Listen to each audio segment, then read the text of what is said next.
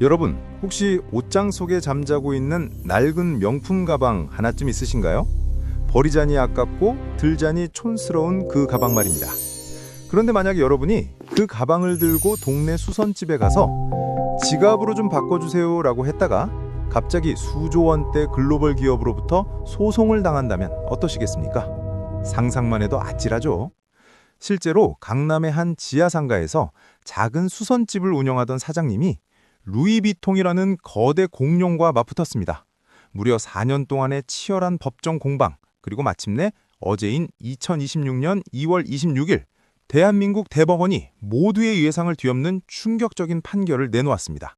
오늘 이 판결이 왜 여러분의 지갑과 직결되는지, 그리고 명품 시장의 판도를 어떻게 바꿀지 아주 쉽게 풀어드리겠습니다. 사건의 시작은 2017년으로 거슬러 올라갑니다. 서울 강남의 한 건물 지하, 사장님 A씨는 고객들이 가져온 낡은 루이비통 가방을 해체해서 새로운 가방이나 지갑으로 만들어주는 리폼 서비스를 제공했습니다. 제작비는 개당 10만 원에서 70만 원 정도였죠. 그렇게 4년 동안 번 돈이 약 2,380만 원이었습니다. 그런데 이 소식을 들은 루이비통 측이 2022년 느닷없이 소송을 걸어옵니다. 우리 허락 없이 가방을 뜯어서 새로 만드는 건 상표권 침해다. 1,500만 원을 배상하라. 라며 말이죠. 수조 원을 버는 글로벌 기업이 연 매출 수백만 원 수준의 동네 수선집 사장님을 상대로 칼을 뽑아든 겁니다. 문제는 여기서 끝이 아닙니다. 1심과 2심 법원은 루이비통의 손을 들어줬습니다. 판결 이유는 이랬습니다. 리폼된 가방도 결국 중고시장에서 팔릴 수 있는 상품이다. 그리고 겉에 루이비통 로고가 박혀있으니 사람들이 루이비통 정품으로 착각할 수 있다. 이 판결이 나왔을 때 리폼 업계는 그야말로 초비상이 걸렸습니다. 내 가방 내 마음대로 고쳐 쓰지도 못하냐? 이건 대기업의 횡포다라는 목소리가 터져나왔죠. 실제로 시민 1,010명이 리폼에서 오래 쓸 권리를 보장하라 하며 법원에 서명까지 제출했습니다. 그런데 더 충격적인 건 어제 나온 대법원의 최종 판단입니다. 대법원은 1심과 2심 판결을 완전히 뒤집어 버렸습니다. 동네 수선집 사장님 죄 없습니다 라고 선언한 거죠. 대법원의 논리는 명확했습니다. 소비자가 이미 돈을 주고 산 물건을 자기 마음대로 고쳐 쓰는 사적 사용은 상표권 침해가 아니라는 겁니다. 여러분, 한번 생각해 보세요. 우리가 에스컬레이터를 탈 때 그 기계가 고장나면 수리기사를 부르죠. 그때 수리기사가 부품을 좀 바꿨다고 해서 에스컬레이터 제조사가 우리 상표권 침해다라고 소송을 걸지는 않잖아요. 그것과 같은 이치라는 겁니다. 전문 용어로 이걸 권리소진의 원칙이라고 합니다. 브랜드가 한번 물건을 팔았으면 그 물건에 대한 통제권은 끝난다는 뜻입니다. 대법원은 리폼업자 A씨가 가방 소유자에게 주문을 받아 서비스를 제공한 것이지 이걸 대량으로 찍어내서 시장에 유통한 게 아니라는 점에 주목했습니다. 즉, 내 물건 내가 고쳐 쓰겠다는데 왜 상관이냐는 소비자의 재산권을 브랜드의 상표권보다 더 우선시한 역서적인 판결인 겁니다. 하지만 여기서 우리가 주의 깊게 봐야 할 포인트가 있습니다. 그럼 이제 아무렇게나 리폼해서 팔아도 되는 건가? 그건 절대 아닙니다. 대법원은 아주 정교한 가이드라인을 제시했습니다.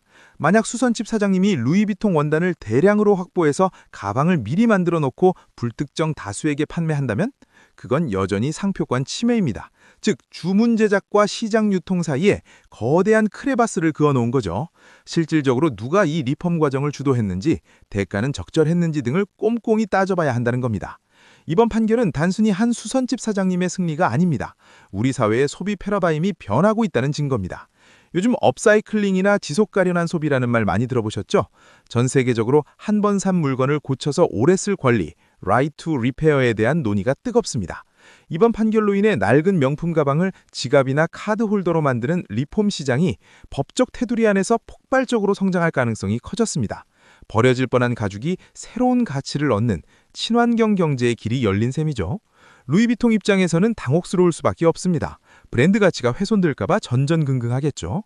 실제로 명품업계 관계자들은 리폼 제품이 정품으로 오인될 소지가 있다며 우려의 목소리를 내고 있습니다. 하지만 대법원은 그 증명 책임은 상표권자인 루이비통 너희가 져라 라고 못 박았습니다. 우리 권리가 침해당했다고 주장하려면 구체적으로 어떻게 시장을 혼란스럽게 했는지 기업이 직접 입증하라는 겁니다. 여러분, 이건 단순히 가방 하나를 고치는 문제가 아닙니다. 내 소유물에 대한 완전한 권리와 거대 기업의 브랜드 권력 사이의 균형점을 찾는 시스템의 문제입니다. 이번 판결은 미국, 유럽, 일본 등 해외 주요 국가들도 주목하고 있다고 합니다. 명품 소비 세계 1위 수준인 한국에서 나온 이 판결이 글로벌 표준이 될 수도 있기 때문이죠. 상표권이라는 이름으로 소비자의 자율성을 지나치게 통제해왔던 관행에 브레이크가 걸린 겁니다. 결국 대법원은 명품은 명품답게, 소비자의 권리는 소비자답게 대우받아야 한다고 말하고 있습니다.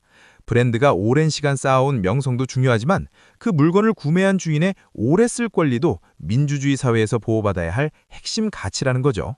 새 제품을 사지 않으면 상표권을 침해하는 것이다 라는 식의 논리는 더 이상 통하지 않게 되었습니다. 여러분은 이번 대법원의 판결에 대해서 어떻게 생각하시나요? 당연히 내 가방이니 내 마음대로 고쳤어야 한다는 입장이신가요? 아니면 그래도 짝퉁 같은 리폼 제품이 돌아다니면 브랜드 가치가 떨어질 것 같다는 걱정이 앞서시나요? 어떤 생각이든 좋습니다. 확실한 건 이제 여러분의 옷장에 있는 그 낡은 명품 가방이 새로운 생명을 얻을 수 있는 법적 자유를 얻었다는 사실입니다.